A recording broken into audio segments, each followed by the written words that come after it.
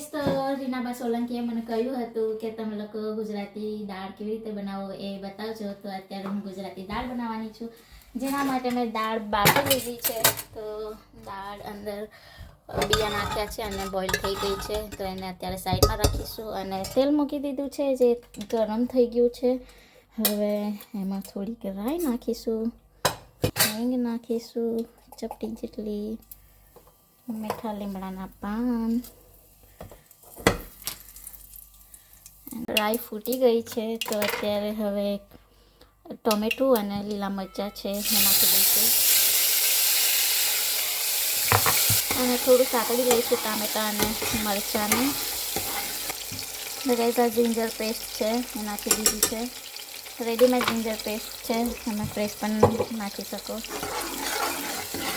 સાંકળી લઈશું અંદર જોડે. ટામેટા સતળાઈ ગયા છે અને મેઇન ઇન્ગ્રેડિયન્ટ છે અથાણાનો મસાલો. તો તમારી પાસે હોય તો જરૂર દાળમાં નાખજો, બહુ મસ્ત ટેસ્ટ લાગે એની. તો આ 2 ચમચી ભરીને હું નાખી દઈશ.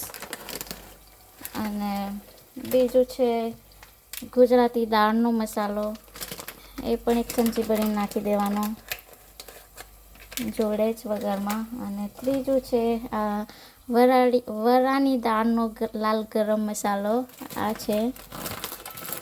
તો આ પણ 1 ચમચી ભરીને અને બધું સાથે મિક્સ કરી દેવાનું. તો વઘારમાં 3 મસાલા નાખી દેવાના મસ્ત અને એને સાતળી દેવાના. તો ગાઈઝ, આ 2 મસાલા ના હોય તો કંઈ નહીં, પણ આ અથાણાનો મસાલો તમારી જોડે હોય તો તમે જરૂર દાળમાં એડ કરજો, મજા આવશે ખાવાની. અને બીજું બેઝિક જે નોર્મલ મસાલા છે એ નાખી દઈશું. તો આપણે બોઇલ કરવામાં દાળમાં હળદર નાખી છે, એટલે થોડીક હળદર અને 1 ચમચું લાલ મરચું કલરવાળું અને 1 ચમચી ટીસ્પૂન ઓકે, તો ધાણા જીરું અને થોડોક ગરમ મસાલો. તો આ બધા મસાલાને મસ્ત મિક્સ કરી દઈશું અંદર. તો ગાઈઝ, મસાલા મસ્ત મિક્સ થઈ ગયા છે. હવે બોઇલ દાળ નાખી દઈશું આપણે. તો દાળને પણ મિક્સ કરી દઈશું.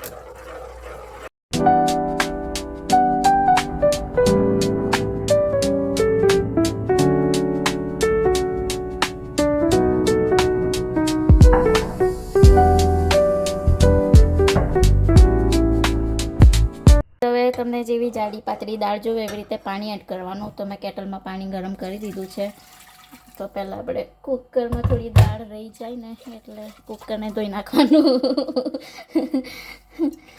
તો દાળ નાખી દઈશું, પાણી નાખી દઈશું.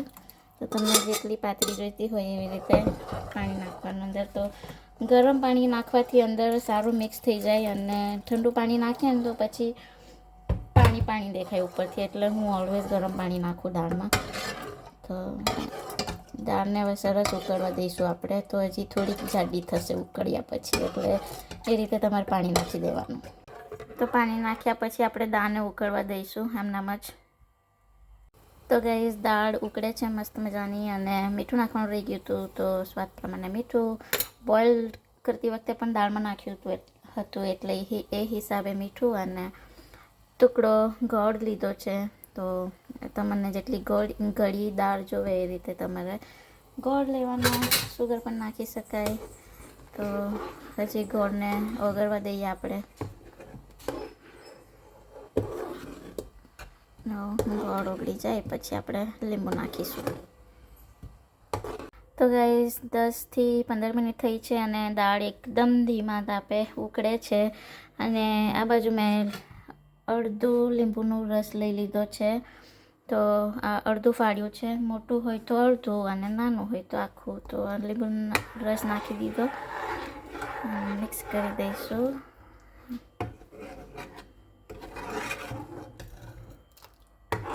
જો, તો અત્યારે આપણી દાળ મસ્ત મજાની બનીને રેડી થઈ ગઈ છે. તો લીલા ધાણા હોય તો ફ્રેશ લીલા ધાણા કાપી નાખી દેવાના અને ગેસ બંધ કરી દેવાનો.